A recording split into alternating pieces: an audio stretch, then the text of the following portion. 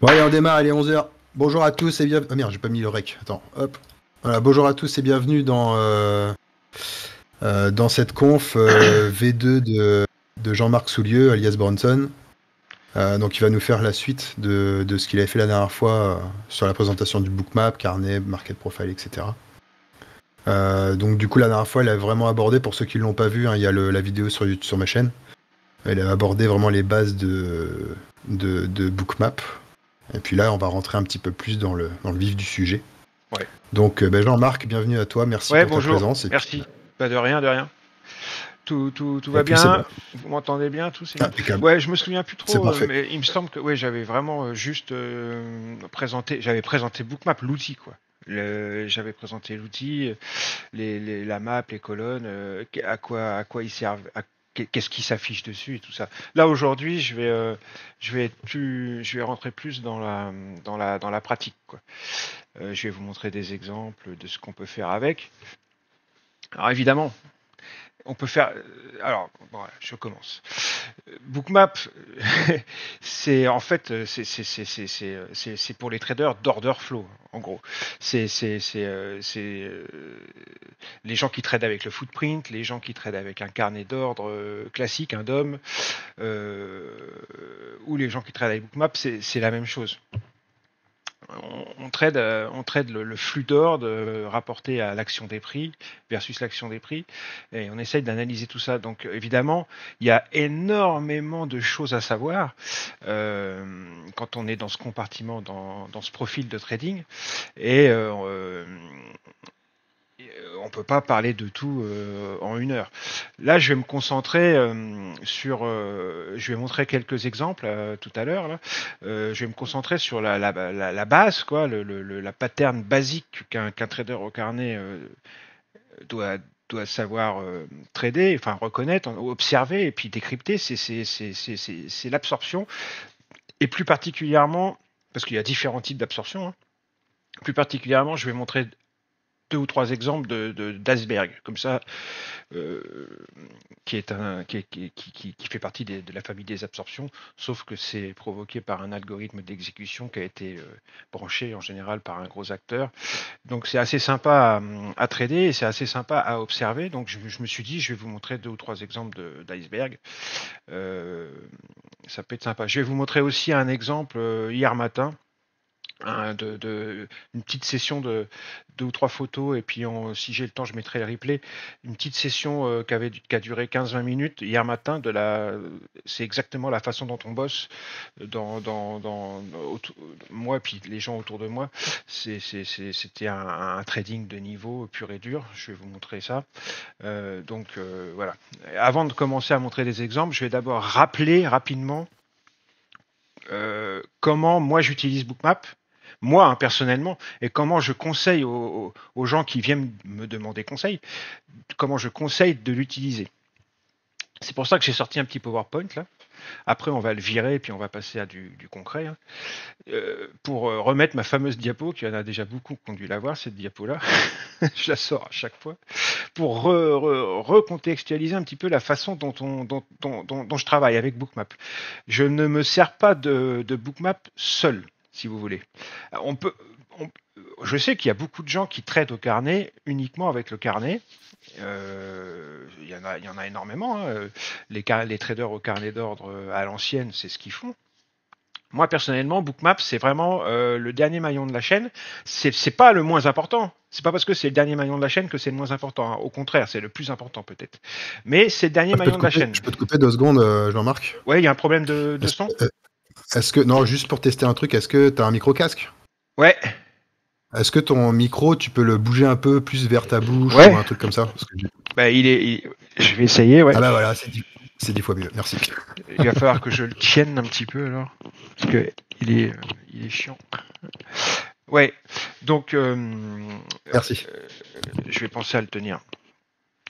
Donc, je me sers de Bookmap euh, au sein d'une méthode vraiment bien huilée. Je la rappelle rapidement. Bookmap, c'est le dernier maillon de la chaîne. Vous voyez là, il y a une petite chaîne. J'ai relié chaque étape Je les ai reliés. Et la dernière étape, Bookmap intervient vraiment ici qu'en dernière étape. Nous, ce qu'on fait, c'est qu'on on se contente pas d'ouvrir notre carnet, et on pourrait, hein, ou notre Bookmap, et on se contente pas de trader comme ça à l'aveugle. On a besoin de définir un peu dans quel contexte marché on est, et de décrypter les différentes structures que notre marché nous offre à l'instant T où on va trader. Les différentes structures, ce que j'appelle structure, moi, c'est le quadrillage du terrain, les niveaux, les zones qui nous sont donnés par nos outils, les outils qu'on utilise, qui sont le market profile, le volume profile et le footprint. Tous ces outils, ça va nous donner déjà, ça va nous permettre de poser différentes hypothèses et d'élaborer différentes hypothèses du type d'ouverture et du type de journée qu'on va possiblement avoir, et ça va aussi nous permettre de quadriller et de zoner notre terrain pour avoir des confluences de niveaux et des zones et des aires, des areas, des zones d'intérêt qui soient ultra fiables et très, j'ai le mot sur le bout de la langue, bon, c'est pas grave, pertinente, voilà, pertinente. Et c'est seulement quand on a fait tout ça que Bookmap intervient. L'order flow, en fait, l'order flow, même le footprint, hein, le footprint, c'est pareil. C'est-à-dire que quand on a notre contexte, par exemple, je sais pas. Par exemple, hier soir, je ne sais pas s'il y en a certains qui ont tradé les indices US hier soir, mais d'un coup, les marchés se sont. Il y a eu 2-3 trucs. Hein. Il y a eu le ministre japonais qui a fait 2-3 sorties, 2-3 envolées orales. Les marchés se sont un petit peu emballés. En fin de session américaine, hier, il y a eu un sell-off qui était assez magnifique. Ce que j'appelle, moi, un flow driven market, c'est-à-dire on est un marché qui est vraiment unidirectionnel. Il n'y a pas de doute. Hier, là, ça tabassait à la vente. Il n'y avait aucun doute. Là-dessus, il y avait plein de convictions, il y avait plein de suivis, la direction c'était ultra vendeur. Ça, c'est le contexte. Quand on a posé notre contexte comme ça,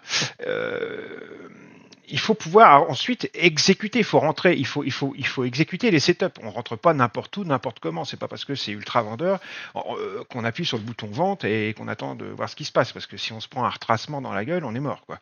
Donc après, il y a la phase de l'exécution, et c'est là que Bookmap et tous les outils qui concernent l'order flow, c'est là qu'ils interviennent, et notamment Bookmap, puisque nous on parle de Bookmap. C'est là que Bookmap va nous aider à valider et à autoriser la prise de position. D'accord ? Et c'est là que le panel que doit avoir un trader au carnet et un trader Bookmap dans son escarcelle, tout le savoir qu'il faut avoir accumulé est important. Un trader au carnet, il doit savoir beaucoup de choses, il doit avoir appris à reconnaître beaucoup de choses, ce qu'on appelle des patterns order flow, par exemple, on peut résumer ça comme ça, pour pouvoir justement exécuter au mieux les setups et exécuter au mieux les entrées en position et aussi les sorties, évidemment, parce que une bonne entrée c'est bien, mais une bonne sortie c'est encore mieux. Donc voilà, dans tous les cas, qu'on entre en position avec ou sans la validation de Bookmap et de l'order flow, de toute façon, celui-ci va dicter la conduite à tenir, sortie ou maintien du trade, par exemple. Donc voilà, je voulais juste rappeler ça. Bookmap, c'est vraiment pas le truc que moi j'utilise seul, en dehors de toute méthode et sans aucun autre outil. Pas du tout. Hein. Faut quand même être bien conscient de ça. Ensuite, je vais faire un tout petit rappel de comment j'aime trader rapidement. Moi, je suis plutôt un trader directionnel, c'est-à-dire que je vais plutôt apprécier des setups et des stratégies directionnelles plutôt que du trading contrarien ou du trading de range. Bien que je fasse les deux, hein, mais je préfère le directionnel. Donc, comme nous, on travaille beaucoup sur des niveaux, enfin, comme nous, on utilise beaucoup le terrain, le quadrillage du terrain et le zonage du terrain pour essayer de surveiller là où on peut rentrer au mieux. Dans le trading directionnel, je ne sais pas si j'ai quelques exemples là. Ça, j'avais mis ces diapositives-là juste pour vous montrer un peu les outils qu'on utilise. Donc là, le market profile, c'est le TPO profile et le volume profile. Là, vous avez à gauche pour moi ici le volume profile avec les pics et les creux de volume. Hein. C'est très important. Et puis à droite, vous avez le market profile. Le TPO profile, excusez-moi, qui est non pas l'action des prix versus le temps passé, les volumes tradés, mais plutôt le temps passé dans les zones. Dans les zones. Donc il y a des zones où on va passer très vite comme là, et des zones où on va rester un petit peu plus longtemps comme là, qui vont provoquer des gros pics TPO ou des zones de réjection parce qu'on est passé très vite. Bon, peu importe, j'avais mis cette diapositive pour montrer un petit peu à quoi ressemblaient les outils. Je vais passer à la prochaine, parce que ce que je voulais expliquer, c'est un peu notre façon de trader. Alors, nous, ce qui nous intéresse, par exemple, je montrerai ça après avec Bookmap, mais par exemple là sur un footprint, c'est de soit trader les résistances et les supports type range, comme on a là, on a un beau range ici là sur cette diapositive là. Et ce qui nous intéresse, nous, c'est d'observer l'action des prix et l'order flow aux extrémités quand c'est un range, comme ça. Donc, ce qui nous intéresse dans Bookmap et dans le footprint, et après on verra ça dans Bookmap, c'est d'observer l'action des prix versus le flux des ordres, les interactions acheteurs-vendeurs et les interactions ordre limite ordre marché au niveau de ces rotations en haut et en bas du range. Et quand c'est du trading directionnel, ce qui va nous intéresser, et donc les niveaux sont très importants. On va évidemment, dans ces ranges, on va évidemment préférer avoir en confluence du haut et des bas de range, ou de balance, on peut appeler ça des balances aussi, des niveaux à nous. Par exemple, ici en bas, là, ici sur cette diapositive, il y a SD3, SD4. Là, ce que vous voyez là, ici, c'est SD3, SD4 du bas. On pourrait aussi avoir, par exemple, il y a les bas de marché. Ici, vous voyez, il y a marqué low, donc il y a les bas de marché. On pourrait aussi avoir, je sais pas, une open. Enfin voilà, on aime avoir une confluence avec nos niveaux à nous ou une single print. Enfin bon, voilà. Et on observe, quand on arrive à ces endroits qui sont des zones d'intervention, on observe l'action des prix et le flow. Aussi bien dans le footprint que dans Bookmap. Et on verra après dans Bookmap ce que ça donne. Ça, c'est quand c'est de la balance, quand c'est du range. Quand c'est du trading directionnel, on peut trader un marché directionnel de deux façons. Soit en le faisant de manière contrarienne.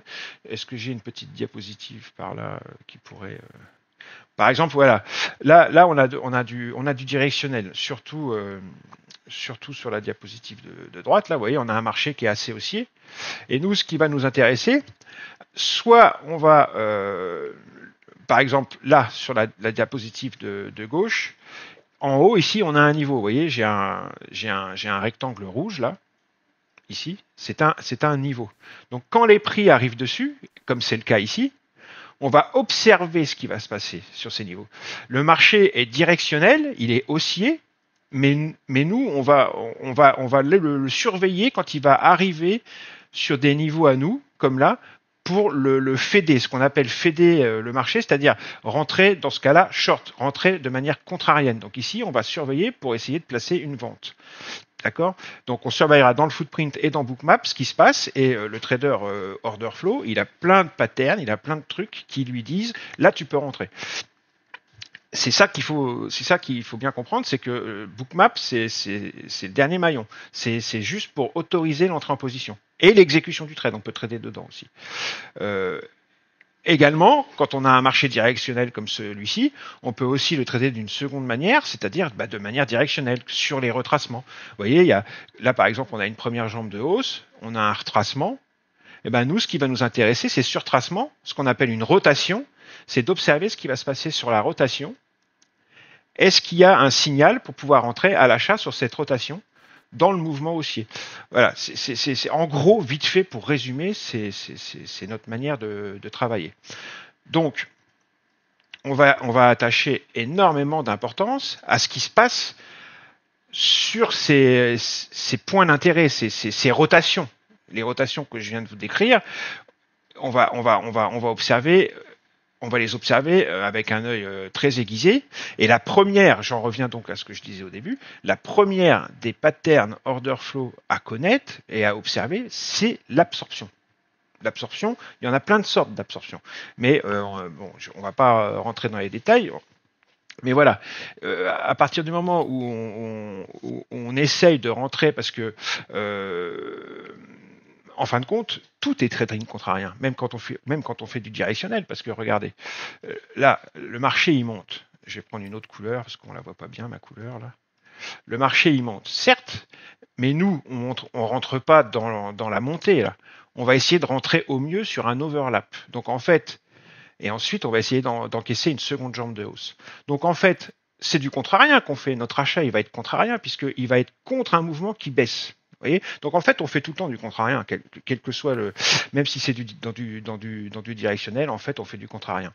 Et donc, qui dit contrarien dit engagement de force, encore plus que d'habitude, hein, même si c'est tout le temps le cas.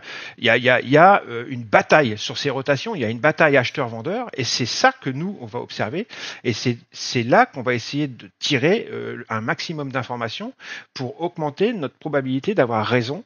Est-ce qu'on rentre ou est-ce qu'on rentre pas? D'accord. Donc en fin de compte, on est tout le temps en train de faire du contrarien. Même si, quand c'est du directionnel, c'est du contrarien pour rentrer dans la direction du marché. C'est moins dangereux, enfin selon moi, c'est moins dangereux que de faire du contrarien pur et dur face à un marché qui monte fort ou qui descend fort.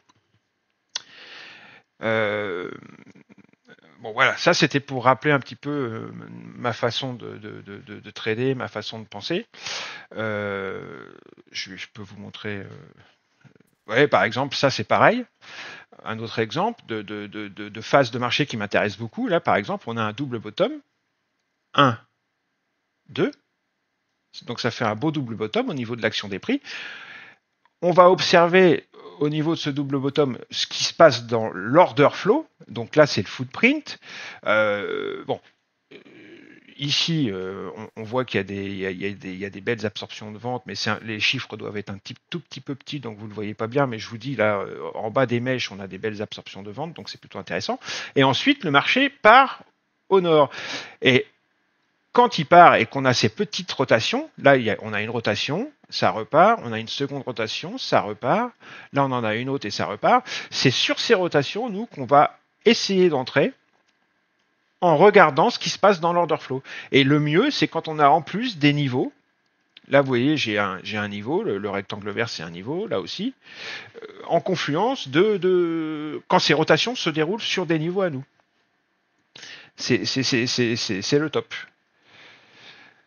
Donc c'est ça qu'il faut apprendre quand on trade l'order flow, quand on trade avec un carnet d'ordre ou avec Bookmap, c'est à reconnaître toutes ces patterns order flow qui vous donnent la validation pour entrer en position. Et il y en a énormément, évidemment. Il y en a beaucoup. C'est vraiment c'est un long apprentissage pour un trader au carnet qui veut vraiment être. C'est un long apprentissage. J'avais fait une vidéo là-dessus, le chemin à prendre pour devenir trader au carnet. C'est une vidéo qui dure 2 heures. C'est un long apprentissage. Là, sur la diapositive de droite, parfait exemple de l'order flow. On arrive sur une zone qui nous intéresse. Je ne sais plus ce que c'était comme zone, mais là, regardez, dans la mèche de cette bougie-là, ici, on a une absorption. Les vendeurs au marché attaquent. Je le sais parce que vous voyez peut-être pas, mais il y a tous ces petits chiffres rouges, c'est toutes ces ventes au marché là qui viennent frapper, et le rectangle rouge qui vient se tracer là, c'est parce que justement il y a eu énormément de ventes. Donc s'il y a eu énormément de ventes au marché tout en bas de la mèche de la bougie, et que pour autant on n'a pas réussi à descendre plus bas, ça veut dire quoi? Ça veut dire qu'elles ont été absorbées parce qu'on réintègre derrière. Donc là, c'est pour moi un beau signal Enfin, en tous les cas, c'est un endroit à surveiller, notamment quand on va venir s'y représenter une deuxième fois. Là, je vais voir si je peux pas faire une petite zoomer un peu, parce que la deuxième fois où on vient se présenter, on a un très beau signal pour entrer. Alors, je vais essayer de zoomer un peu. Je ne sais pas si vous voyez bien, mais la première fois, il y a cette absorption des ventes ici. Je vais l'entourer avec Epic Pen. La première fois, on a cette absorption des ventes là. On est sur niveau. Une fois, deux fois. Et la troisième fois, là, on a une belle imbalance acheteuse dans la mèche de la bougie. Tout en bas, on a encore une absorption des ventes. Et au-dessus, on a les acheteurs au marché qui commencent à agresser le marché. On a une imbalance acheteuse. Donc là, vraiment, ici, on a un super signal pour entrer à l'achat. On est sur une zone, sur un niveau qu'on avait préidentifié dans notre quadrillage du terrain. Donc là, voilà, c'est typiquement le genre de signaux qu'on va rechercher. Là, c'est une absorption simple des ventes au marché, avec ensuite une agression derrière des acheteurs market qui vont soulever l'asque, et on va avoir un mouvement haussier qui va rentrer derrière. Donc ça, maintenant, après, je vais vous montrer dans Bookmap ce que ça donne. Là, c'est dans le footprint, mais c'est pour expliquer un petit peu comment je réfléchis, quoi. Hop. Donc attention, hein, les patterns order flow, il y en a plein. Hein. Croyez pas qu'il n'y ait que l'absorption, il y en a plein. Et aujourd'hui, je vais vous montrer quelques exemples. Vous allez voir. Donc, qu'est-ce que je vous ai mis là après? Bon, ça, c'est pas intéressant pour aujourd'hui. Là, c'est pareil, c'est pour vous montrer les rotations. C'est toujours pareil, c'est pour que vous compreniez, nous, là où on est intéressé par observer le marché, c'est sur ces rotations comme ça. Ouais. Là. Pourquoi? J'ai tracé les flèches, vous voyez, hein, c'est vraiment quand le marché s'engage de manière directionnelle et qui fait un overlap, c'est-à-dire un retracement. C'est là que nous, on va vouloir rentrer. Je déteste rentrer quand le marché est déjà parti. Je ne chasse pas le prix, si vous voulez. Là, pareil, vous voyez, on a une rotation ici. On va observer ce qui va se passer sur cette rotation. Et après, on va espérer, si on rentre en position, que la baisse reprenne ses droits, comme c'est le cas sur la diapositive là. À chaque rotation, on observe. Là, sur cette photo, par exemple, sur la première rotation qu'on a là, on a un beau signal. Là, on a une imbalance vendeuse ici. Donc, très beau signal d'entrée short ici. Donc, on rentre short et on attend ensuite que la seconde jambe de baisse, on a la première ici, que la seconde jambe de baisse arrive. D'accord? C'est comme ça qu'on bosse. Après, on peut aussi travailler sur les réintégrations, pas les réintégrations, pardon, quand on a cassé, par exemple, ici, dans ce mouvement ici de baisse, là, quand on a cassé ce niveau, là, qui est, je ne sais plus ce que c'est, là, vous voyez, il y a un trait rose, je pense que c'est soit un point pivot, soit un POC, peu importe qu'est-ce que c'est, mais vous voyez, quand on l'a cassé par le sud, on aime bien, quand on vient le revisiter, comme ici, hein, on observe ce qui se passe. C'est très important. Les niveaux se tradent également de cette manière-là. Même quand ils ont été cassés, même si on est passé dedans comme dans du beurre, quand on revient les tester, quand la polarité s'est inversée, quand un support est devenu résistance ou l'inverse, quand nos niveaux ont été cassés, quand on revient les tester, comme à ce moment-là, durant cette phase-là, on observe ce qui se passe dans l'order flow parce que c'est des points d'entrée qui sont parfaitement ils sont plutôt optimal. Ouais, c'est ça, optimal. Ça casse, on revient tester. Le marché, en fait, quand il revient tester, qu'est-ce qu'il fait? Il s'assure que la cassure du niveau est effective, est efficiente. Il s'assure qu'aucun acteur de marché n'ait envie de le réintégrer, ce niveau. C'est pour ça qu'il vient retester le niveau. Si effectivement on observe que aucun acteur de marché ne réussit à réintégrer au-dessus, dans ce cas-là, et qu'en plus on a des signaux comme quoi les vendeurs reviennent dans la course, on a un parfait signal pour entrer de manière directionnelle short là sur une revisite de niveau qui a été cassé. Et c'est pareil dans l'autre sens. Voilà. Et toujours, la base des bases, la mère des patterns, l'absorption. C'est la première. En fait, l'absorption, qu'est-ce que c'est? C'est une sorte d'accumulation d'énergie, d'accumulation de positions acheteuses ou vendeuses, qui finit ensuite par péter comme un bouchon de champagne. Donc, c'est pour ça que c'est très très important de savoir décrypter toutes ces phases d'absorption. Et c'est anticiper en fait la phase qui vient ensuite, qu'on appelle le momentum initiation, c'est-à-dire la phase où on devient directionnel, après la phase d'absorption, où les prix commencent à partir. Donc ça permet d'anticiper ces moments où les prix repartent, et ça permet de se positionner au mieux quand on sait bien les décrypter et bien les lire. Je vais vous montrer deux ou trois exemples après qui sont sympas. Voilà, bon, bref. Ensuite, qu'est-ce que je voulais dire d'autre avant de commencer à montrer des exemples? Donc là, maintenant, aujourd'hui, on parle bookmap. Donc, je vais arrêter de parler du footprint et tout ça. Bookmap, bah justement, ça permet c'est vraiment l'arme ultime pour observer cette action des prix, hein, parce que bon, bah, vous l'avez compris, ce qui m'intéresse avant tout, c'est l'action des prix. J'aime qu'il y ait du directionnel, mais j'aime aussi qu'il y ait des belles rotations.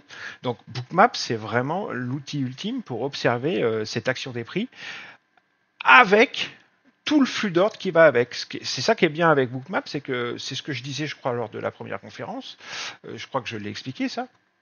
C'est que Bookmap, il y a effectivement l'action des prix, hein, comme ça, là j'ai tout enlevé sauf l'action des prix. Vous voyez, le tracé des prix, d'accord, tout au long de la journée, qui fait des hauts, bas, hein, d'accord. Mais en plus de ça, dans Bookmap, il y a les ordres marchés avec les volumes dots qui vont se greffer. Et ensuite, vous voyez, j'ai rajouté les ordres marchés, vendeurs et acheteurs, c'est les volumes dots rouges et verts là, sur cette. Donc ça va venir se rajouter à l'action des prix. Donc ça va nous permettre de surveiller ce que font les acteurs au marché sur les rotations. Par exemple, ici, on a un magnifique exemple. Vous voyez, ça c'est le VWAP là, le trait blanc comme ça, et ça c'est le POC. À cet endroit-là, ils se rejoignent. Il y a une croix. Le POC et le VWAP se rejoignent, ça fait une croix. Ici, on a un croisement du POC et du VWAP. À cet endroit-là où ils se croisent, donc il y a une confluence de ces deux niveaux, plus, vous n'avez pas encore l'habitude, mais ici, nous, dans la colonne des notes, on met des niveaux. Ici, j'ai un niveau à nous qui s'appelle une vallée, on appelle ça une VP30, exactement au même endroit. Donc là, vraiment, à cet endroit-là, on a une confluence, nous, de niveaux qui nous intéressent énormément. Surtout qu'en plus, plus tôt dans la journée, vous avez vu, les vendeurs ont attaqué à cet endroit-là et ils ont fini par réussir à casser. Donc en plus, on vient revisiter un endroit qui, auparavant dans la journée, a donné lieu à une grosse activité vendeuse, ce que j'appelle une scène de crime. Donc là, quand on arrive dans cette zone-là, où avec toute cette confluence d'informations, toute cette confluence de niveaux, on va observer l'action des prix dans Bookmap et le flux des ordres marché. Je ne parle pas encore de la liquidité là. Et là, on s'aperçoit qu'on a un magnifique signal d'entrée à la vente parce que on voit pas bien les achats. On voit seulement que les achats dans la montée là, ils s'épuisent un petit peu. Quand on est tout en haut, on voit quasiment plus d'acheteurs marchés. Et par contre, sur la redescente là, dans la phase de redescente, vous voyez que les vendeurs marchés sont très agressifs. Juste après avoir touché notre niveau. D'accord? Donc là, on a un beau signal de vente. Vente, parce que et là, uniquement avec l'action des prix et les ordres marchés. Alors si en plus, vous rajoutez à ça la liquidité, je pense que j'ai dû mettre je ne sais pas si c'est la prochaine diapo, mais en tous les cas, voilà. Bon, regardez. Je vais essayer de zoomer un petit peu. Là, maintenant, j'ai rajouté la liquidité. La liquidité, c'est les ordres d'achat et de vente qu'il y a dans le carnet d'ordre autour du bidasque. C'est ce qu'on voit ici là, sur la diapositive précédente. Je vais y retourner. Vous voyez, là, il y a un carnet d'ordre classique à droite. Là, il y a les ordres d'achat limite en bas et les ordres de vente limite en haut. D'accord? Donc ça, c'est ce qu'on voit dans Bookmap ici. Vous les avez ici, les ordres de vente limite en haut et les ordres d'achat limite en bas, autour du bidasque. Et le prix bidasque, le current price, il est ici, au milieu. D'accord? Et ça, ces ordres limites, on les voit sur la map de manière colorimétrique. C'est-à-dire que plus il y en a, plus les couleurs vont être foncées. Vous voyez, là, il y en a beaucoup en bas, là, ici. Donc, sur la map, on a une couleur très, très, très, très orangée, très foncée, parce qu'on a énormément d'ordres d'achat dans le carnet à cet endroit-là. Ici, on a énormément d'ordres de vente limite, donc sur la map, on voit qu'il y a une grosse poche de liquidité à cet endroit-là, grâce à la colorimétrie, ça saute aux yeux. Donc maintenant, si je retourne sur mon petit l'endroit là, parfait de short que je vous ai montré tout à l'heure, si je zoome dessus, je me rends compte d'une chose, c'est que la liquidité, après qu'on ait touché le niveau, elle va se recharger, regardez. Je vais zoomer dessus. Et donc, ça appuie le signal de vente. Voilà, c'est ici. Je ne sais pas si vous allez bien voir, parce que je ne peux pas zoomer beaucoup plus. Voilà. Je vous explique ce que je vois, moi. Parce que vous n'avez pas trop l'habitude, certains. Baf, on vient toucher le niveau. On n'a plus du tout d'acheteurs marché en haut. Donc, ils se sont complètement épuisés. Ils ont capitulé. Par contre, on a énormément de vendeurs marchés qui rentrent là. Déjà, ça, c'est un premier signal. Et dans le carnet, la liquidité que l'on voit, on voit qu'il y en avait un petit peu ici, là, qu'on voit ici, vous voyez, ici il y a de la liquidité. Ça veut dire qu'après le passage des prix sur le niveau, après qu'on ait frappé le niveau, il y a de la liquidité qui s'est rechargée dans le carnet. Elle n'y était pas avant, par contre, elle est après qu'on ait tapé. Donc le fait qu'on ait tapé et qu'on redescende, et que durant la redescente, il y a des vendeurs dans le carnet qui se sont replacés juste derrière, là, ça appuie le signal de vente. Parce que on se dit, bah, ils ont vraiment la volonté de vendre, et que même si les prix remontent, ils viennent de se placer vendeurs dans le carnet, il y aura un petit mur à passer, les prix auront du mal à repasser au-dessus, vu qu'il y a énormément de vendeurs qui ont rechargé dans le carnet ici. Vous voyez ce que je veux dire? Donc, la troisième information extrêmement importante sur la map, c'est ça, c'est la liquidité. Vous avez vu, on a tout. Dans Bookmap, on a l'action des prix, donc le tracé des prix, on a le tape, donc les ordres marchés, les volumes dots, rouge et vert, et on a la liquidité. Par exemple, en bas, là, on a un magnifique exemple. Ici, on est sur un niveau à nous, hein, single print, là, on a une single print, le rectangle orange, là, c'est une single print. Donc si je le trace, il est là. D'accord. Ici, on a une vallée, ce qu'on appelle nous une VP30. D'accord. Donc ça veut dire que ici en bas, on a une zone d'intervention comprise entre, je vais faire une croix, comprise entre là et là. D'accord. Si je fais ma croix, tout ça là, c'est une zone d'intervention pour nous. Donc quand les prix vont venir s'y cogner, on va observer ce qui se passe dans Bookmap. D'accord. Pour essayer de rentrer, pour essayer de faire le plus de scalp possible. Et là, bon, bah écoutez, sur cette diapositive-là, ce qui n'est pas très clair parce que j'avais pas pris la photo pour ça, mais on voit quand même pas mal de choses, notamment au niveau de ce qu'on appelle l'absorption. Là, on voit énormément d'acheteurs dans le carnet, ici aussi, et on voit quoi? Les vendeurs qui les agressent, qui les attaquent, qui viennent exécuter ces acheteurs dans le carnet. Une première fois ici, une deuxième fois ici, et après ça réintègre. Les prix, malgré toutes ces ventes au marché qui frappent, les prix n'ont pas réussi à continuer à descendre, ils ont même réintégré. Donc là, on appelle ça une absorption. Là, on a une absorption. D'accord? Donc quand on revient la tester ici, ça peut être intéressant de tenter un achat, surtout si on a encore d'autres signaux qui viennent aider à la prise de décision. On peut même essayer de rentrer une première fois ici. Hein. Bref, cette phase-là aussi est intéressante, où on a une absorption vraiment assez limitée et pile sur le bas de la single print. Hein. Le bas de la single print est là, donc vraiment, on est pile sur un niveau tick près, et les ventes au marché, tap, ça passe pas. Il n'y a rien à faire, et ensuite les acheteurs market agressent le marché, et on part en momentum ignition nordiste. Donc là, c'est encore plus joli comme signal. Là, on a une belle absorption des ventes marché. Et ensuite, les acheteurs market qui prennent la main, et puis il y a plein d'autres choses. Hein. Bref, voilà. Je vais vous montrer des exemples en replay d'absorption et notamment d'iceberg juste après. Là. Je vais à iFeeler, 11h34. Qu'est-ce que j'avais mis aussi là-dedans Voilà, c'est pareil, ça, je vais enlever le zoom. C'est pour vous montrer sur une map, c'est vraiment formidable. Il y a aucun autre outil qui vous permet d'avoir ça. Vous voyez, là, par exemple, on a ce plafond de liquidité. Alors, je ne vais pas rentrer trop dans les détails, mais en général, une poche de liquidité comme ça, c'est plutôt organisé par des gros acteurs, voire même les market makers. Là, ils ont mis un plafond de liquidité. Là, sur cette diapositive-là, on se rend compte au fil du temps qui passe que c'est pour garder les prix bien calmes et bien tranquilles en dessous ce niveau. Et ensuite, ils agressent le marché sud. On n'a aucun autre outil où on peut voir ce genre d'image. C'est quand même vachement parlant.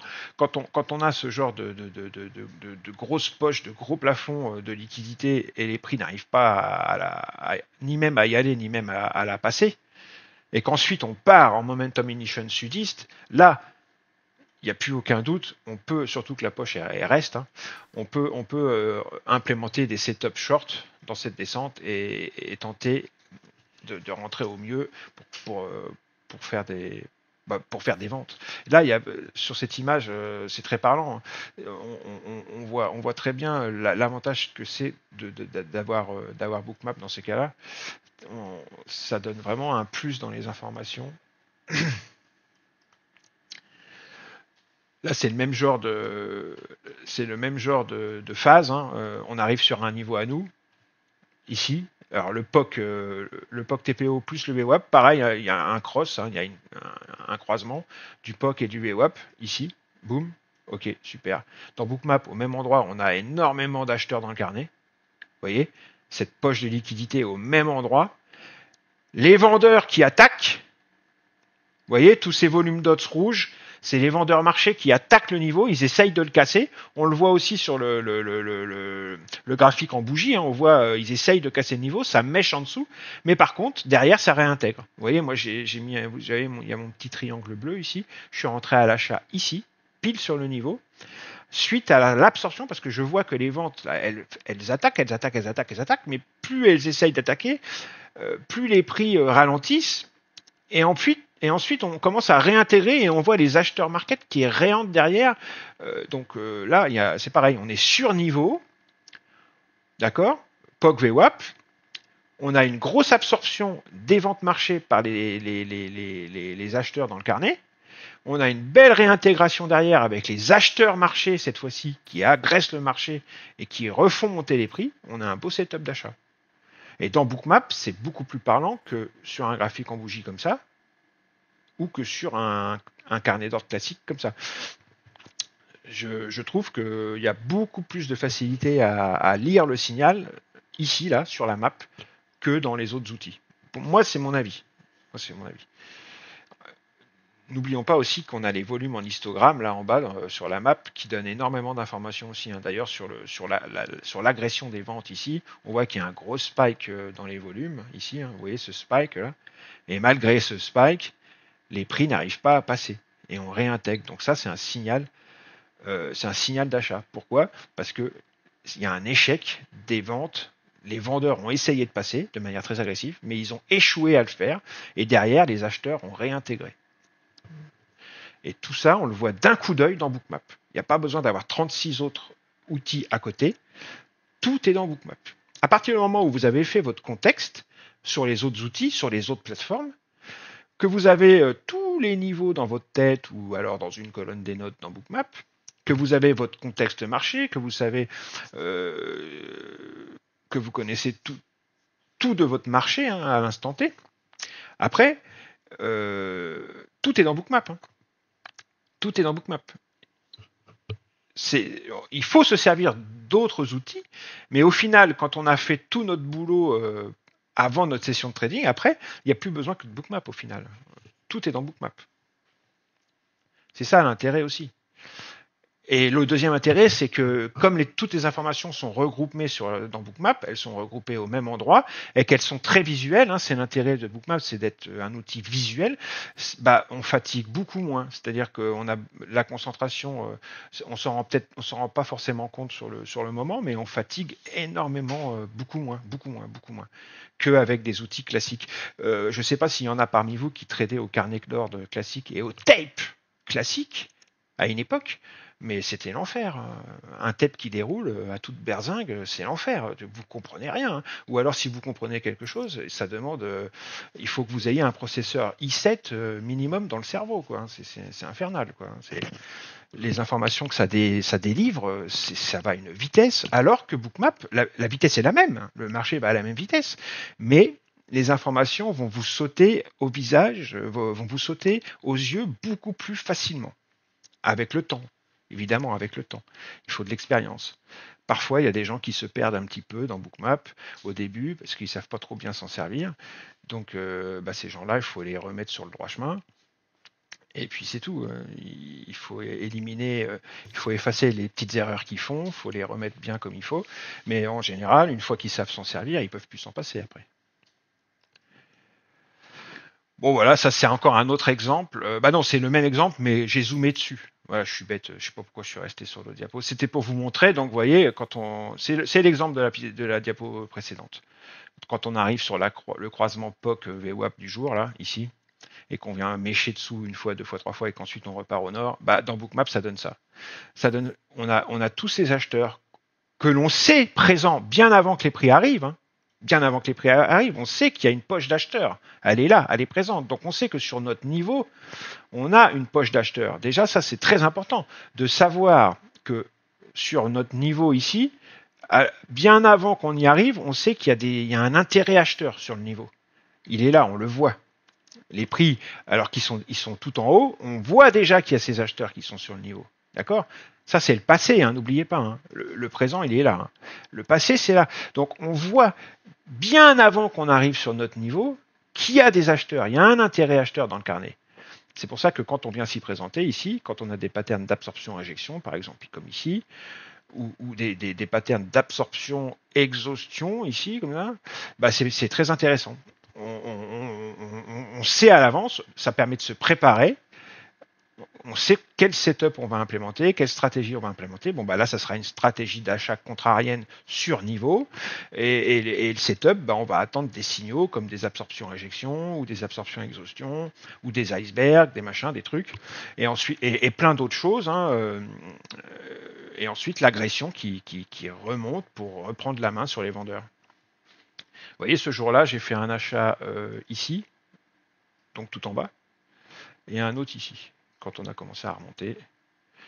J'ai essayé de me faire prendre ici et ici, on voit, j'ai pas réussi, donc je suis rentré au marché ici. Donc je suis rentré en deux fois, une fois ici, une fois ici. Suite à pour moi, ça, c'est un signal d'achat magnifique. C'est juste une absorption sur niveau, quoi, c'est tout. C'est juste ça, c'est la base. C'est le bread and butter du trader incarné, de détecter ces absorptions sur ces niveaux, sur ces zones d'intérêt. C'est la base du métier, quoi. C'est vraiment le truc, c'est la première. C'est pour ça qu'en formation, moi, je passe parfois une demi-journée sur l'absorption, à parler de l'absorption. C'est très important.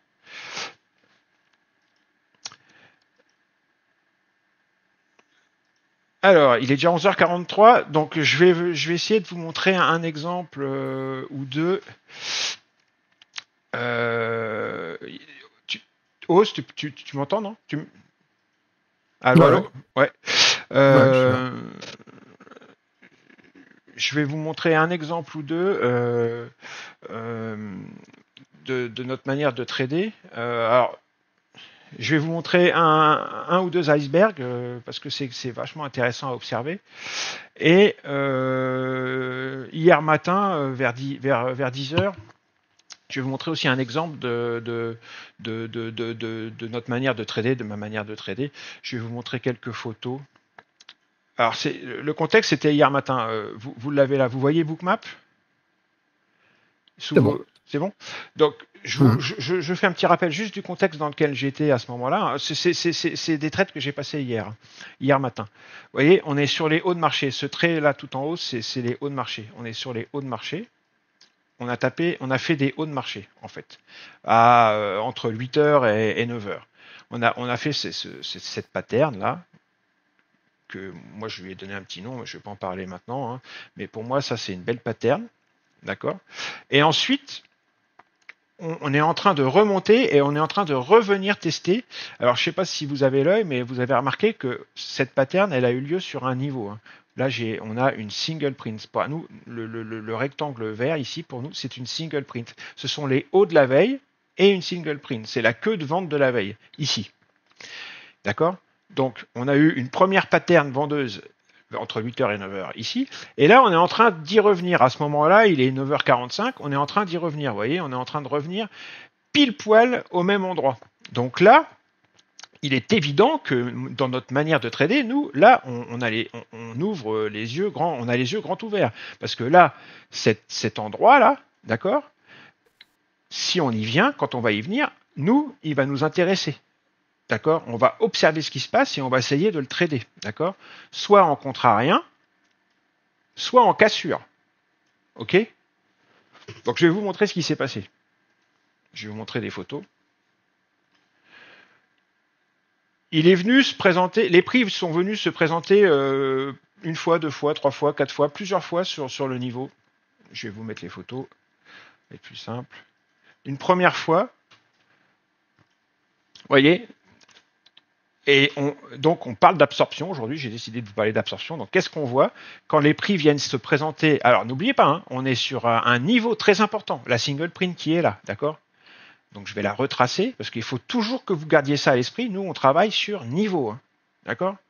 Donc on a notre niveau, qui en plus est une scène de crime, parce que rappelez-vous, plus tôt dans la matinée, les prix se sont déjà confrontés à cette zone-là, et ça, ils ont échoué dessus, d'accord? Donc qu'est-ce qui se passe quand on y revient, là, qui est très intéressant? On a vous voyez, ces salves-là, comme ça, on appelle ça des sweeps, c'est des balayages. C'est-à-dire que les acheteurs marchés sont en train de balayer le marché. D'accord? Ils sont en train de balayer l'asque, c'est-à-dire qu'ils sont en train de balayer tous les vendeurs qui sont dans le carnet, sont balayés par les acheteurs market. Là. C'est assez puissant. Vous voyez en dessous, là, le volume en histogramme, il y a un spike. Il y a énormément, ça veut dire donc quoi ça? Il y a énormément d'acheteurs marchés qui sont en train d'agresser le niveau. Donc je vais mettre acheteur plus. C'est ça que ça veut dire. C'est ça que Bookmap est en train de nous raconter là. Regardez tous ces volumes d'odds verts là. Ces acheteurs sont en train d'agresser le niveau. Je vais effacer les petits cercles là. Vous les voyez? Pile, ils arrivent pile sur le niveau. Et qu'est-ce qui se passe? Ils se prennent un mur. Et on le voit très bien. Et ça, c'est ce que j'appelle une réjection. Vous voyez ici?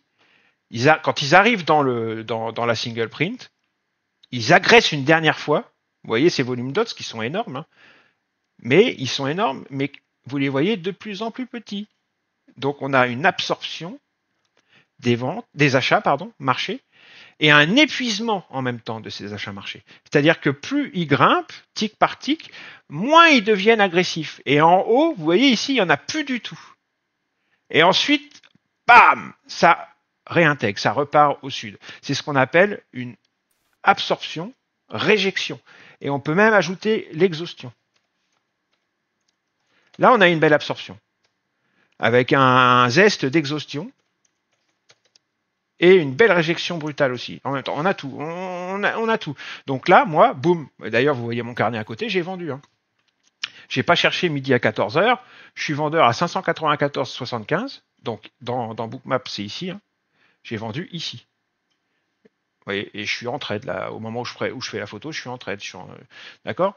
Donc ça, c'est le premier petit scalp que j'ai fait durant cette session. Et tant qu'on va être sous la single print et qu'on va venir la frapper, je vais tenter de la vendre. Jusqu'à ce que le marché me dise ça marche plus, fais attention, ça va casser. Je vais vous montrer les autres photos. Donc ça, c'était le premier trade. Ensuite, les prix sont revenus une deuxième fois, vous voyez. Donc là,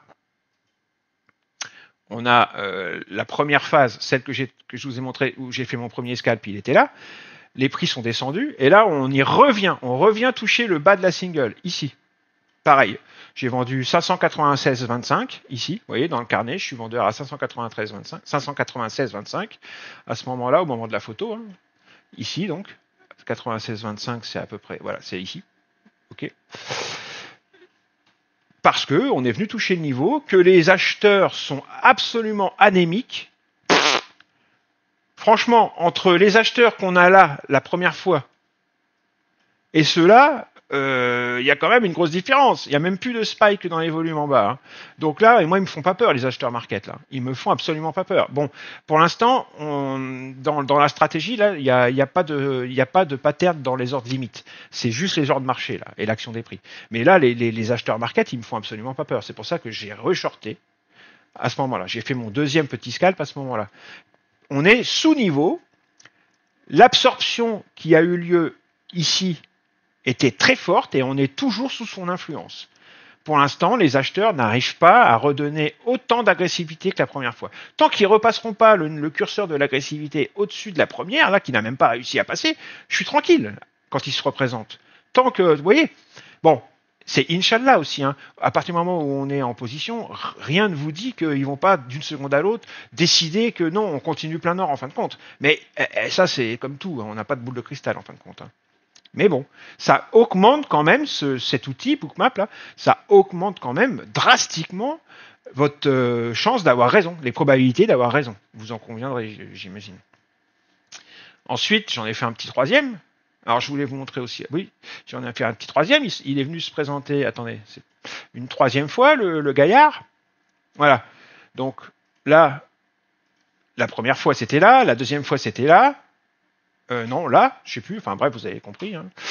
Et là, il revient, il se présentait une troisième fois. Pareil, j'ai revendu. Alors là, j'ai vendu à 95,25.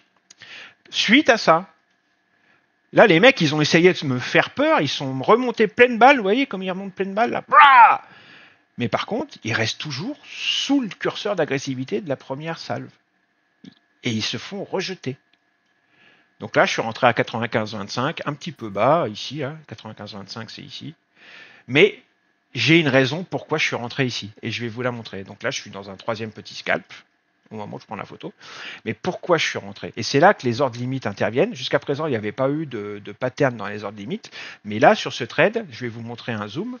Il y a une pattern dans les ordres limites qui m'a fait me décider à rentrer une troisième fois à la vente. Je vais vous montrer laquelle.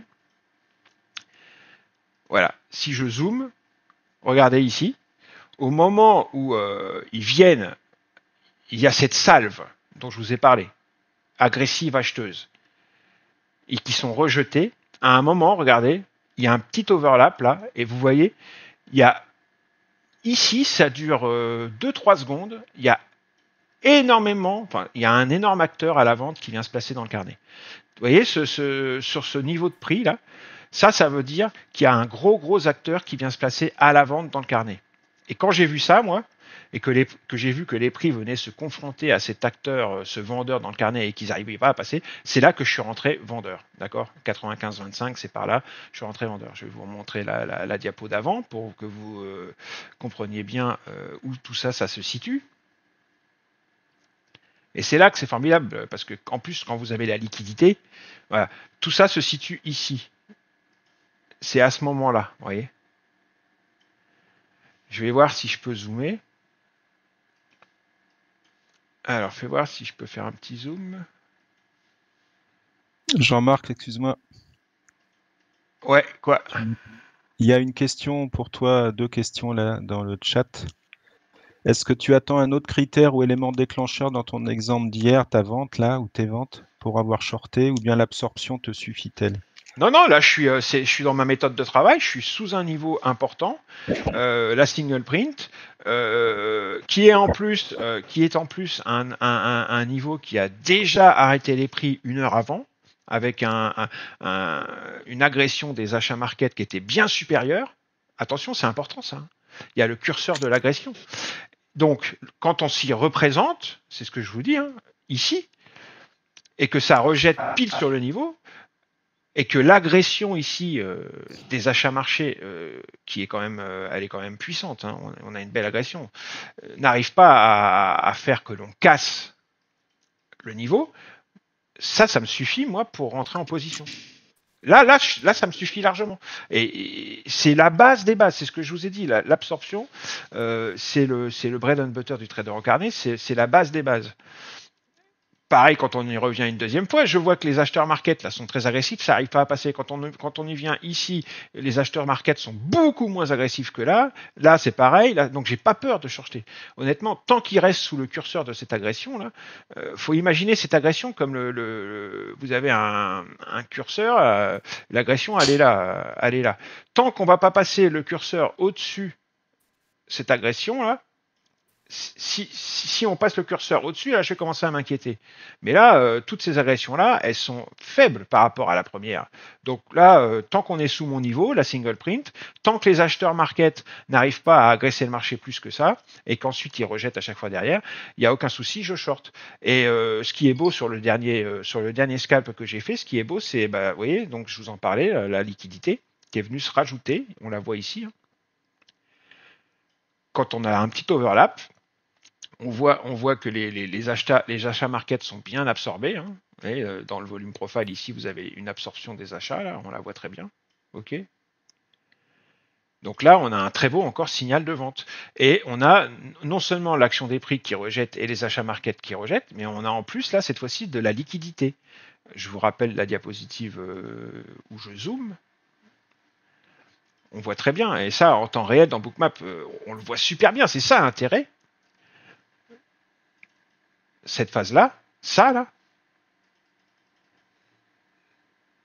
permet de rentrer encore plus en confiance. Parce que là, il y a un gros acteur qui se place vendeur dans le carnet et on n'arrive pas à l'exécuter. Et les prix, derrière, descendent très fort. Donc ça, c'était mon troisième petit scalp hier matin. Il y a encore une question, Jean-Marc, excuse-moi. Je suis porte-parole dans l'affaire. Vas-y. Comment expliques-tu la ligne 18 600, c'est-à-dire quand il y a eu l'absorption, la première tout en haut, avec les ordres market à l'achat qui agressent vers le haut, avec les grosses boules vertes, là. Il y a ici, une ligne sur la heatmap, tu vois, à gauche du plus haut, là, il y a du monde à 18 600. Ouais. Le prix vient dessus. Le prix repart à la baisse et il y a à nouveau des ordres qui se placent à 18 600. Et la question c'est comment expliques-tu? Voilà. Ça c'est du reload, c'est des gens qui se placent à la vente dans l'espoir que si on y revient, ils soient exécutés. Ici aussi. Là on voit qu'il y a un gros acteur qui s'est placé à la vente. Ici. Avec un large lot tracker, ça veut dire que sur les 60 contrats vendeurs qui sont placés là, il prend la moitié le gars. Vous voyez, toute la ligne est bien rouge. Ici, il y a un gros vendeur. Ici, on a des vendeurs dans le carnet. On vient frapper et ensuite, ils rechargent. Ils viennent se remettre à 18 600. C'est des vendeurs dans le carnet qui viennent se replacer sur le niveau qu'ils estiment être le niveau le plus viable à vendre à ce moment-là. Donc, si jamais on vient se représenter dessus, s'ils restent, ça, c'est plutôt intéressant de voir s'ils sont exécutés ou s'ils s'en vont ou s'ils sont exécutés et qu'ensuite ils rechargent. C'est ça qui est très intéressant. Il faut voir la dynamique de la liquidité versus les prix et versus les ordres d'achat market. Là, en l'occurrence, sur cet exemple-là, sur cette diapositive-là, la dynamique de la liquidité, il n'y a pas vraiment un gros exemple à montrer. Je vais vous montrer un autre exemple tout à l'heure qui est beaucoup plus parlant. Là, c'est surtout l'action des prix qu'il faut regarder, et les ordres marché, qui sont agressifs et ensuite qui s'épuisent. D'accord. La liquidité, là, il n'y a pas vraiment de pattern dans la liquidité très intéressante, à part la dernière que je viens de vous montrer, qui est formidable. Franchement, c'est le signal ultime. Quand les prix ont déjà rejeté et que dans la descente, on voit un gros vendeur, je vous le remets quand même, c'est quand même magnifique. Quand les prix ils ont déjà rejeté sur le niveau et que dans la descente, on voit un gros vendeur qui se place juste derrière les prix pour être exécuté, ça renforce la probabilité d'avoir raison dans notre vente. Donc attendez, c'est pas fini. Cette phase-là, au bout d'un moment, et on va la regarder en temps réel après dans Bookmap, ils vont finir par passer. Voilà. À un moment donné, ils sont passés. Regardez la différence de comportement par rapport aux autres. Là, ils rejetaient, là, ils passent. Qu'est-ce qu'on voit? on voit quoi? Quel est le maître mot là? Bah, il y a plusieurs mots intéressants. On voit de la conviction,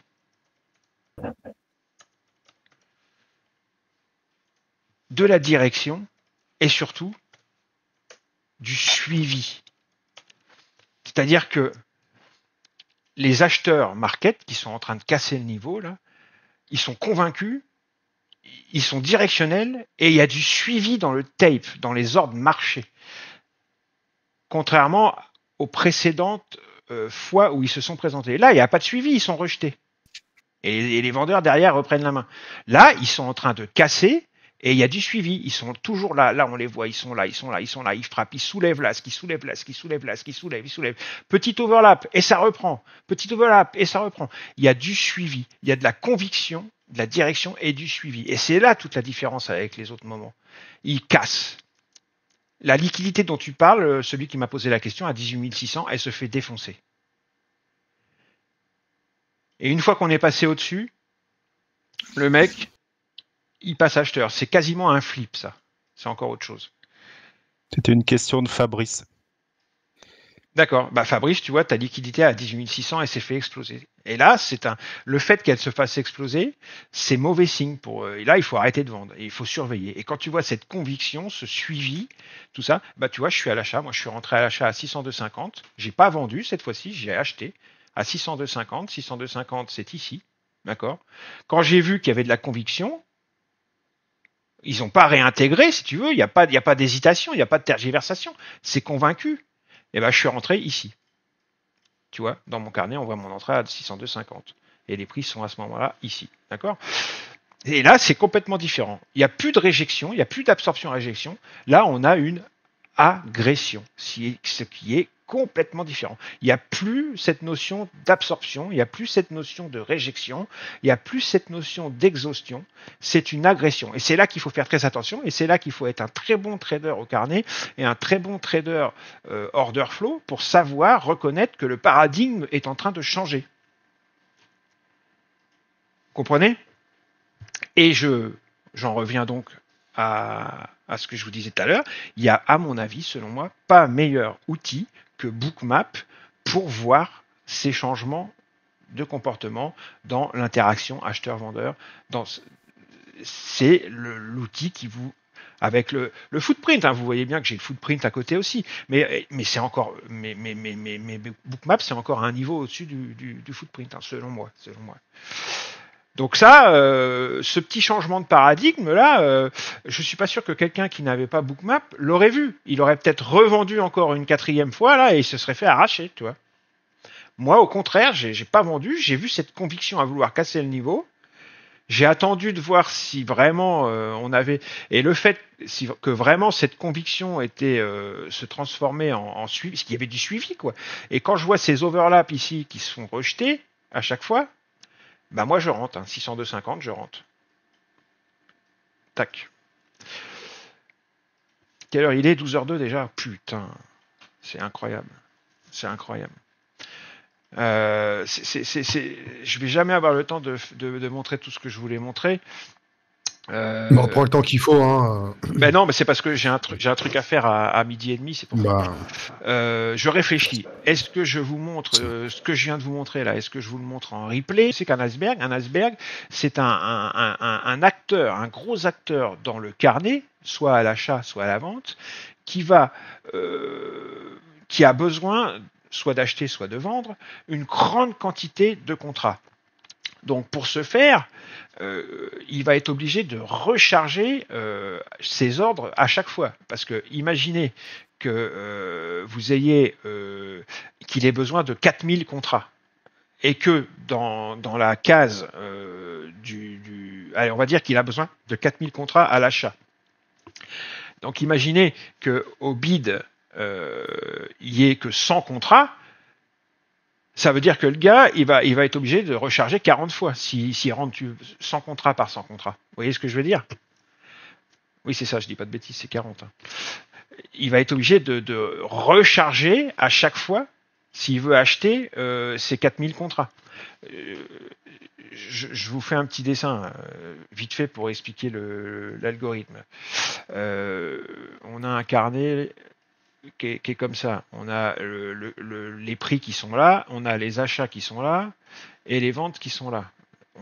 Imaginez qu'on ait un gros acteur qui veuille acheter, donc on va dire que c'est Nasdaq, et on est sur, il y a un gros acteur qui veuille acheter ici, là, ce niveau de prix ici, et que dans la case ici, on est 50 contrats. Donc, il va acheter ces 50 contrats, mais il en a besoin de 4000. Ça veut dire qu'à chaque fois qu'il aura exécuté les 50 contrats, à chaque fois que les 50 contrats, il aura été exécuté, le mec, l'acheteur, dans le carnet, s'il en veut 4000, il va falloir qu'il recharge ces 50 contrats plusieurs fois pour réussir à en avoir, pour avoir ces 4000 contrats. Et c'est comme ça qu'on va réussir à le détecter, en fait, cet iceberg. C'est qu'à chaque fois que la case se recharge, bon, imaginons que là, il est exécuté. Ensuite, il va en remettre 100, par exemple. Il va être exécuté aussi. Donc là, ça lui en fait 150. Donc il va en remettre encore. Imaginons qu'il en mette 70. Il va être exécuté. Et ça recharge encore. Il va en mettre 80. Il va être exécuté. Et ça recharge encore. Et indéfiniment. Ça veut dire que sur ce niveau de prix-là, on voit très bien qu'il y a quelqu'un qui recharge le carnet à chaque fois que la case est vidée. Et donc ça, c'est un algorithme d'exécution, c'est un iceberg. Et plus on va frapper cette case et plus les contrats vont être exécutés, plus le volume profile va commencer à faire un gros pic comme ça, sur ce niveau de prix. C'est comme ça qu'on repère les icebergs. Je vais vous en montrer des très beaux. Tiens, je vais vous montrer des exemples. Je vais vous montrer des exemples très jolis. Et ça fait partie de la famille des absorptions. Sauf que c'est l'iceberg, le petit plus, c'est qu'on sait que derrière, il y a un gros acteur, ce qu'on appelle les institutionnels. Et donc, on peut en tirer parti pour scalper. Alors, de différentes manières, je vais vous montrer des exemples. Alors, attendez, où est-ce qu'ils sont mes petits exemples là? Un iceberg, tiens, en voilà un. Je vais vous montrer un exemple au bid. Alors, attends, que je regarde, que je vous montre les bonnes photos.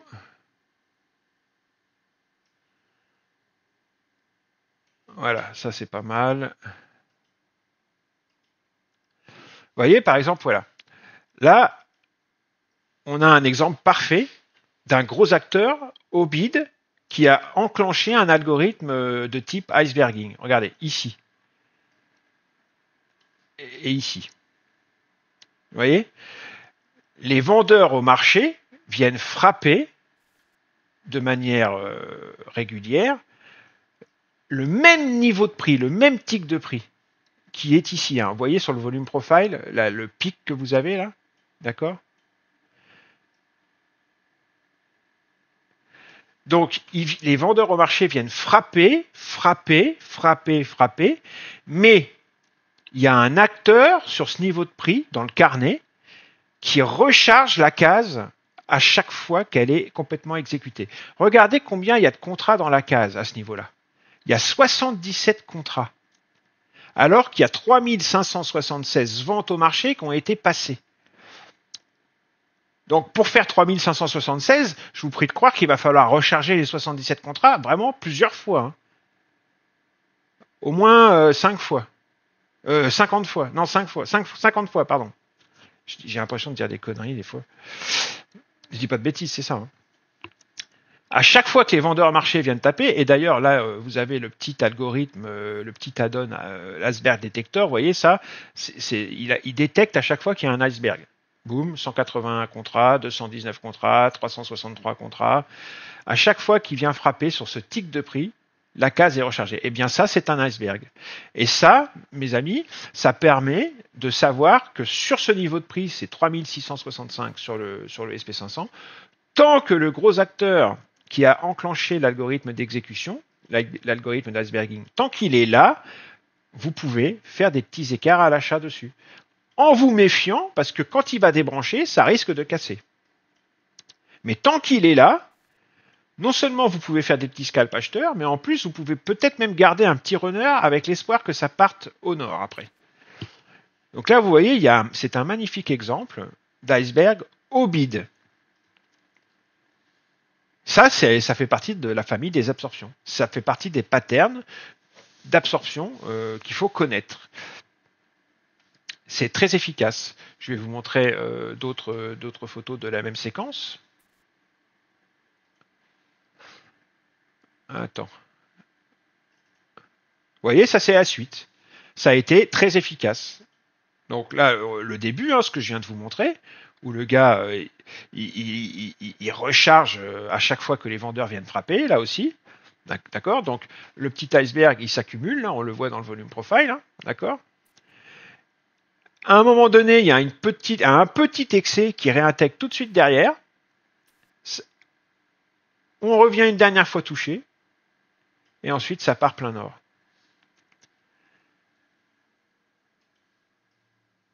C'est une absorption type iceberging.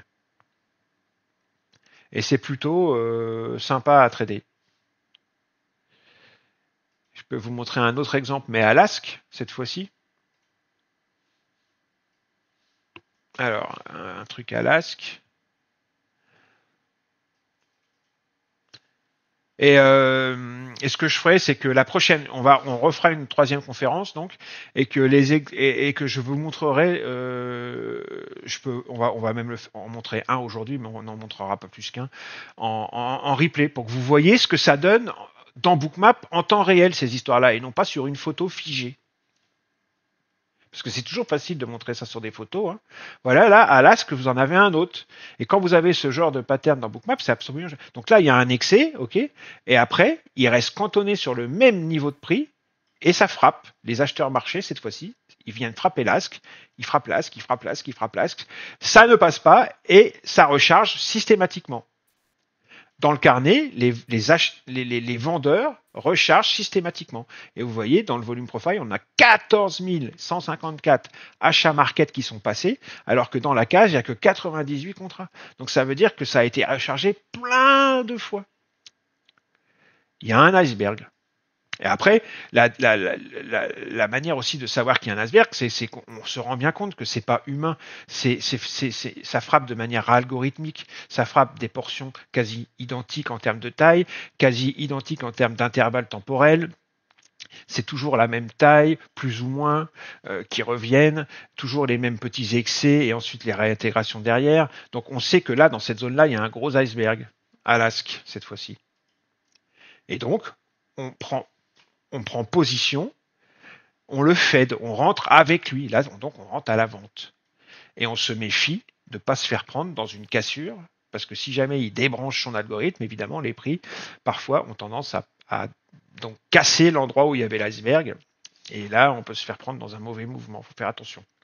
Mais tant que le gros acteur est là et qu'il recharge, et on voit bien sur la map, regardez, là, les acheteurs viennent de frapper, et ça recharge. Regardez derrière, sur le même niveau de prix, c'est toujours orange. Ça veut dire que les ordres de vente ont été rechargés dans le carnet.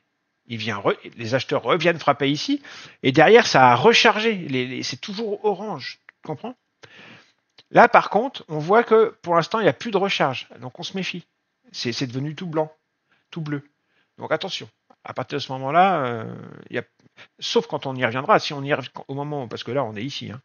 Quand on va y revenir, peut-être que ça va recharger seulement à ce moment-là, mais pour l'instant ça n'a pas rechargé. Donc, mais tant que ça recharge et tant qu'on voit qu'il y a un gros acteur sur le niveau, on peut fader et rentrer à la vente avec le gros acteur qui a branché l'algorithme. Vous voyez, c'est à cet endroit-là, sur le footprint. Okay. On voit les gros achats marchés qui tapent là, qui tapent, et ensuite les vendeurs qui réagressent derrière et hop, ça repart plein sud. Et ça, c'est une belle pattern, c'est une pattern l'iceberging qui fait partie de l'absorption. C'est la base, c'est le bread and butter du trader au carnet. Ça fait partie des choses, vraiment, c'est la base des bases. Ça fait partie des choses que vous devez savoir repérer et reconnaître dans un carnet. Alors, il est 12h14, il me reste un tout petit quart d'heure, mais je voudrais finir avant. Vous inquiétez pas, on refera une troisième conférence, hein, et durant la troisième conférence, je passerai directement aux exemples concrets dans Bookmap, en temps réel. D'accord? Parce que, et on fera plus de photos, on fera plus de diapositives, on fera du temps réel. Mais, pour finir, on va quand même regarder un exemple en temps réel, vite fait. Un des deux icebergs, là, que je viens de vous montrer. Alors, attendez, je vais essayer d'aller le choper dans mes fichiers. Alors, où est-ce qu'il est, ce coquin? Tac.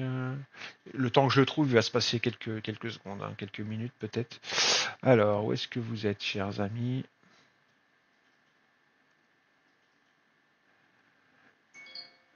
Si j'arrive à le trouver d'ailleurs.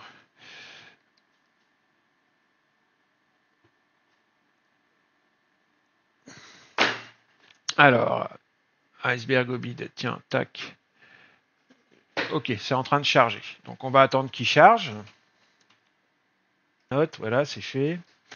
Et puis, on va attendre que le fichier charge et surtout repérer ce genre d'événement dans l'order flow. C'est super efficace. Il n'y a aucun doute possible. Aucun doute possible. Donc attendez, je vais me remettre sur les photos pour me remémorer à quel endroit c'était, à quelle heure ça se passait. Sinon, si pendant ce temps-là, pendant que je fais ça, s'il y a des questions, n'hésitez pas. Alors, les questions, est-ce que tu 11 peux heures. partager Sinon, les ton questions. Tower Non, il n'est pas ouvert. Il est pas ouvert. J'ai pas ouvert Tower encore. Non, il n'est pas ouvert. Pourquoi? C'est un DOM classique. Pourquoi? Non, mais je pose je lis les questions, moi. Il veut que je partage mon DOM, mais pourquoi faire? Le template du DOM Tower. Ah, ça veut dire quoi ça, partager le template? Je sais pas. Bah, tu as dû faire un template de ton DOM où tu as paramétré ton DOM sur Tower. Il y a quelqu'un qui... C'est un DOM tout simple. Bah, je sais pas. Moi, je connais pas bien Tower, donc je sais pas, Renaud, si où est-ce qu'on trouve. Bon, on fera ça en Oui, a posteriori. moi, je veux bien. Ça me dérange pas de partager Super. mes settings. Merci. On va organiser ça. Et sinon, ça me dérange absolument pas. JM le boss, JM le maître. Bon, bah ça, on savait. Non, mais arrêtez. Vous êtes fous. On dit juste ce qu'on pense. Ouais, mais alors, donc. Trading live, tu veux, Gigi? C'est compliqué le trading live parce que tu payes cher le trading live. Bah, comme il intervient sur niveau, tu vas passer une partie du live à attendre d'être sur un niveau. Donc, moi, je vais pas trader pour te faire plaisir. Hein. S'il n'y a rien à faire, il n'y a rien à faire. Hein. Je vais pas me forcer à trader s'il n'y a rien à faire, parce qu'on trade ce qu'on voit et il peut se passer des heures sans qu'il se passe rien. Moi, en fait, je trade de cette manière-là. Je viens quelques heures le matin. Après l'après-midi, c'est le matin où je reste le plus longtemps, hein, de 8h à 11h en général. Et après l'après-midi, je reviens vers 18h. Je retraite un petit quart d'heure, 20 minutes, voire 30 minutes. Et après, je reviens à la clôture. L'après-midi, je reviens peut-être une fois, deux fois pendant un quart d'heure, 20 minutes. Je passe devant l'écran. Si je vois qu'il y a des trucs qui sont intéressants, je trade. Mais voilà, je fais des petites sessions. Des petites sessions qui durent 15-20 minutes. Mais s'il n'y a rien, je fais rien. Tu vois ce que je veux dire? Je me force pas à trader. Donc il y a ça, et d'une, et de deux, ça serait en simulation alors. Et donc je vois pas trop l'intérêt. En fait, parce que le trading c'est une affaire sérieuse. On a besoin d'être concentré, on a besoin d'être dans son monde. Malgré tout, trader devant des gens, ça te fout un biais. Ça te fout un biais. Hein.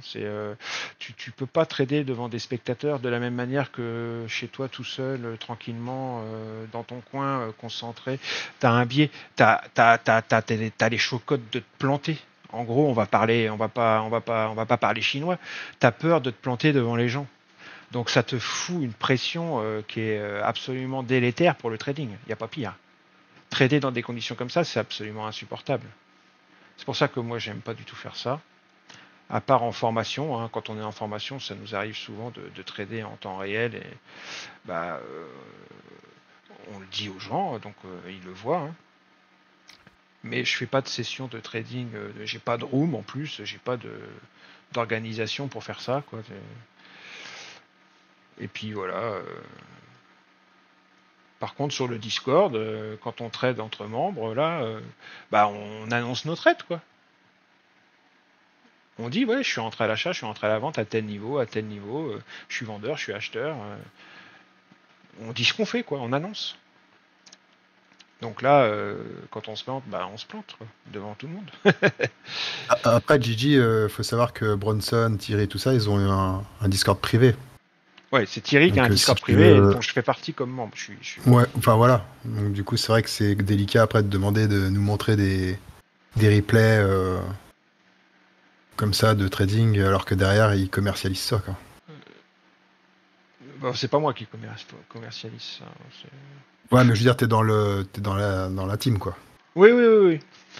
Moi, ce que je fais, c'est juste une présentielle de temps en temps. Donc voilà, j'ai branché la phase de marché où il va y avoir l'iceberg. Donc attendez, je mets sur pause 2 secondes et je vais vous montrer. D'abord, le contexte. Vous voyez, dans la colonne des notes, là, c'est marqué pic macro. En fait, je vais vous montrer un petit peu de contexte parce qu'il faut toujours contextualiser et structurer votre terrain. Où on se trouve à ce moment-là. D'accord ? Donc je vais repartir sur la photo pour que vous compreniez rapidement, mais vraiment très rapidement, parce qu'après il va falloir que j'arrête, où on est à ce moment-là. Alors, on va montrer une photo. Je voudrais en montrer la plus parlante, c'est la daily. Est-ce que j'ai une daily là ? Voilà. Ça, c'est une photo 30 minutes. Bon, elle est très parlante parce que regardez, où est-ce qu'on se trouve ? On se trouve sur un gros pic sur le volume profile macro composite. Vous voyez là ? Je l'ai souligné sur la photo. Ici, vous voyez, vous avez un énorme pic. On est sur le rebord d'un énorme pic, ici. Sur 3665, tout pile. Tout pile. Les prix sont là, posés sur leur bas de marché et sur un espèce de plongeoir, sur le plat d'un gros pic macro compo. D'accord ? À 3665. Je vais juste dire ça. Après, il y a vraiment d'autres niveaux. Par exemple, si je mets le market profile, ils sont là les prix à ce moment-là, et c'est vraiment un truc que j'avais entouré parce que on avait déjà frappé une première fois ici, mais surtout on avait eu un POC, c'est un market profile hebdomadaire, et on avait eu un POC hebdomadaire juste à cet endroit-là 15 jours avant. Mais vraiment très charnu. Donc vraiment, c'est une zone, vous voyez, on a à chaque fois qu'on y vient, ici on y est revenu, ça a tapé. Quand on y est revenu ici, ça a tapé une première fois, puis après ça a cassé, on est revenu la tester, et là on est en train de revenir la tester. Donc c'est vraiment une zone d'intérêt très importante. Première chose, maintenant qu'on sait ça, zone très importante. Et là on y arrive, donc je mets sur Play. 3665, c'est ici. Vous voyez, qu'est-ce qu'on voit ? Les premières choses qu'on voit, il y a énormément d'acheteurs, ici et ici. Donc c'est une zone où il y a un intérêt acheteur. Il y a énormément d'acheteurs dans le carnet sur la zone. Donc le pic aux alentours des 3665 intéresse toujours autant les acheteurs. Ça se voit très bien sur la map, ça saute aux yeux, d'accord ? Alors que dans le carnet classique, ici, ça saute pas aux yeux, c'est de manière numérique, c'est beaucoup moins parlant. Sur la map, tout de suite on voit qu'il y a un gros intérêt acheteur à 670 et à 665. Première chose. Donc on va attendre que les prix rentrent dans la zone. Je vais accélérer un peu, parce que sinon on ne va jamais finir. Et vous allez voir l'iceberg qui va se mettre en place. Donc là, j'accélère un petit peu. Là, on voit une première fois les vendeurs qui frappent. Une deuxième fois. Et ensuite, ils passent à l'étage inférieur de la zone qui nous intéresse. Les 3670 et les 3665. Et là, on va voir que sur 3665, ça ne passera plus.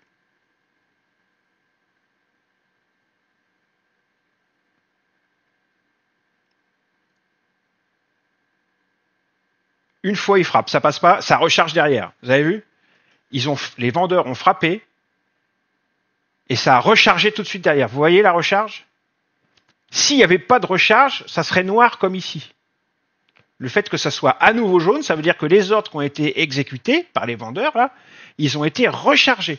tous ces ordres-là, les 114 contrats, 62 contrats, 85 contrats, tous ces ordres qui viennent d'être frappés, et d'ailleurs on voit ici sur 3665, il y a 250 ventes qui ont été frappées, ils ont été rechargés. Allez, on met en route, et on va voir que ça va le faire plusieurs fois.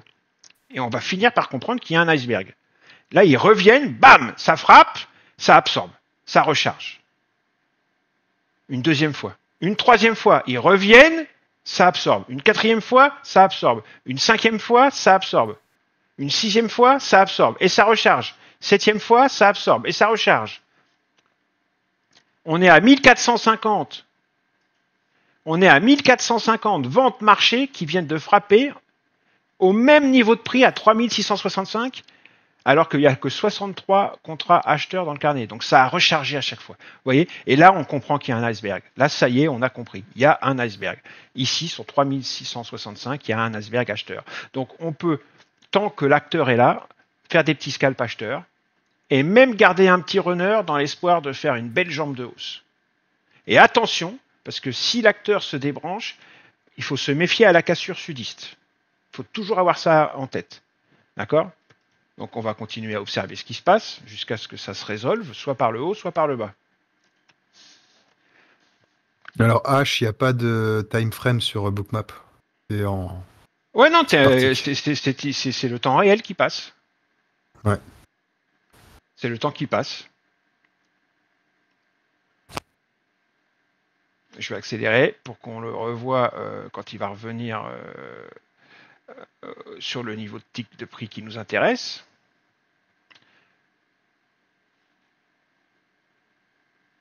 Là, il va y avoir, si mes souvenirs sont bons, une belle jambe de hausse. Et après, il va y revenir. Voilà, le voilà qui revient. Et regardez, quand il revient, bam, ça refrappe très fort.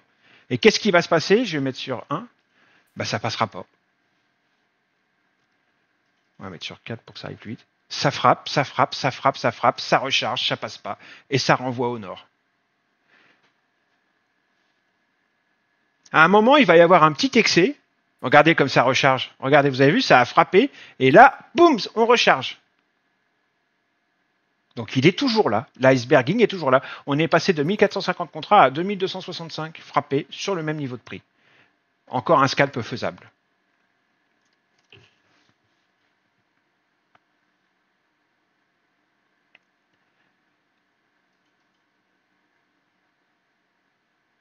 Vous avez vu? Incroyable, non? Cette phase-là. Ça a frappé, frappé, frappé, frappé, frappé, frappé. Impossible de down ticket de ne serait-ce que d'un tick en dessous. Vous avez vu ça? C'est quand même extraordinaire. Donc là, on a toujours l'iceberg qui est là. L'algorithme est toujours branché. Il n'y a aucun souci. On peut faire des petits scalps à l'achat. On se méfie, évidemment. Et là, attention. Là, on voit une différence. Là, il n'y a plus rien. Là. Attention. Donc là, attention, le petit jeu est peut-être fini. On se méfie. On regarde. Non, ça recharge. C'est toujours bon. Ouf! Allez. Et là, attendez, on va remettre un petit peu en arrière pour voir ce qui s'est passé. Ils sont revenus très vite vers le lieu de la zone de crime. On va accélérer un peu.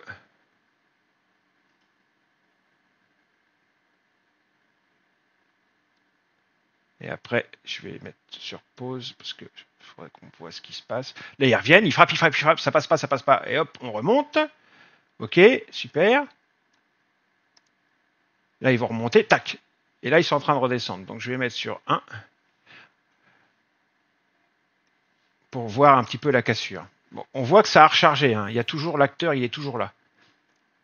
Et vous allez voir un truc très intéressant. On va mettre sur 2, vitesse 2.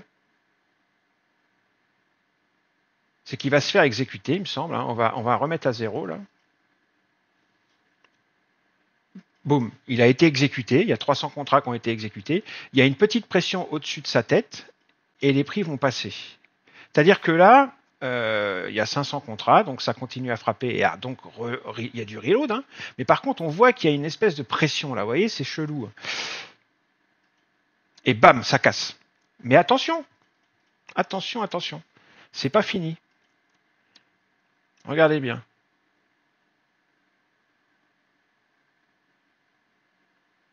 vais accélérer un peu. Donc ils ont cassé, certes, mais ils sont en train de ce qu'on appelle réintégrer. Et quand ils réintègrent, ça recharge derrière. Et ça, c'est beau. Parce que ça, c'est un gros signal d'achat. Une cassure qui échoue pour réintégrer. Et si jamais les prix redescendent sur 3665 et qu'on voit que le gars est encore là, on a compris que c'est lui qui a réussi à arrêter les prix et qu'il a quand même encore rebranché. Son algo est toujours branché. On va accélérer un peu pour voir si il va se brancher, si on va se représenter sur le même niveau de prix ou si on va continuer à monter. Mais la réintégration en elle-même, là, déjà, c'est un signal d'achat. Tiens, voilà, regardez. Pas la peine d'aller plus loin. On est revenu sur 3665 piles, ça a rejeté. Il y a eu une petite absorption des ventes, ça a rejeté. Et là, il y a un petit peu de reload sur 3665. Donc, il est toujours là, il est moins prégnant, moins présent, on le sent un peu plus faible, mais il est toujours là. Et de toute façon, cette réintégration, c'est un signal d'achat très fort. Et ensuite, vous voyez, les prix vont partir au nord assez puissamment. On va avoir une très belle jambe de hausse. Donc, c'est pas la peine que j'aille beaucoup plus loin. Voilà, c'est ici. Je mets sur pause, je suis allé un peu loin. Vous voyez, on est monté jusqu'à 697. L'iceberg, il est là. Ce qu'on vient d'observer, c'est là. Le petit excès, il est là. Vous voyez. Donc, à partir de là, on a compris qu'il y avait un iceberg. Donc là, on peut rentrer à l'achat avec lui. Il y a le petit excès et la réintégration derrière et la revisite de la réintégration qui se passe très bien. Là, on a un super signal d'achat. Là, c'est un combo. Là, c'est un setup d'achat pur et dur. Et ensuite, on est monté jusqu'à 92. On est monté très haut. On a fait au-delà de la VWAP. On est monté jusque là ensuite. Donc là, autant vous dire qu'il y a des milliers de dollars à faire. Voilà. Voilà. Super, hein. En tout cas, les gens sont... on refera une conférence et on regardera que des exemples comme ça en temps réel. Là, j'ai été obligé de mettre la vitesse un petit peu vite, mais on regardera des trucs en temps réel. C'est beaucoup plus parlant qu'en photo, mais bon, il fallait passer par les photos. Avec grand plaisir. On s'en refera une troisième et dernière pour faire ça. Voilà. Ça roule. Voilà les amis. J'espère que ça vous a plu. Hein. Merci Jean-Marc, oui, t'inquiète pas. Qu'est-ce que je voulais dire rien, je voulais juste dire, je vais mettre ça sur ma chaîne aussi. Et ouais. Évidemment, moi je la publierai aussi, mais alors je sais pas quand. Franchement, j'ai tellement de trucs à la bourre là avant. Ouais, moi c'est pareil. C'est fou. Merci de m'avoir regardé. J'espère que ça vous a plu, hein, parce que on sait jamais trop, hein, nous, hein, si ça va plaire. Je suis en totale improvisation. Hein. J'ai quasiment rien préparé. J'espère que ça a plu. Tu sais, on est sur le top valeur de contenu gratuit. Si jamais vous avez des trucs en particulier, alors plutôt autour de l'absorption, parce que je ne vais pas rentrer plus loin dans les patterns et tout ça, mais si vous avez des trucs que vous voudriez que je montre, des exemples, parce que j'ai plein d'exemples de trucs que j'ai enregistrés, là, je peux vous montrer plein de choses. Là, la prochaine fois, j'ai prévu de vous remontrer d'autres exemples d'iceberg, au bid, à l'asque, d'autres exemples d'absorption, et puis voilà. Mais s'il y a des choses en particulier que vous voulez voir, faut pas hésiter à le dire, et puis voilà, quoi. De toute façon, dans le Discord, normalement, il y a un coin où on a ton ancien... ouais, ils posent la question là, ils peuvent mettre leur... On a ton ancien truc... Alors attends, je regarde quand même pour être sûr qu'il y soit encore. Oui, Bookmap avec Bronson, vous avez un channel Bookmap avec Bronson, je vais le mettre. Et dedans, au pire, si jamais vous voulez voir des trucs, vous pouvez envoyer là-dedans. Ouais, voilà, c'est ça. En particulier. Comme ça sera plus simple, on sera tout au même endroit. Et tout à fait. Ok, ben... Et puis écoute, on va te laisser, on se mettra d'accord pour une date pour la troisième. Ça marche. Genre moi fin avril, début mai, c'est bon pour toi? Ouais, c'est très bien, c'est très bien. Ça marche. Super. Merci. Merci à toi.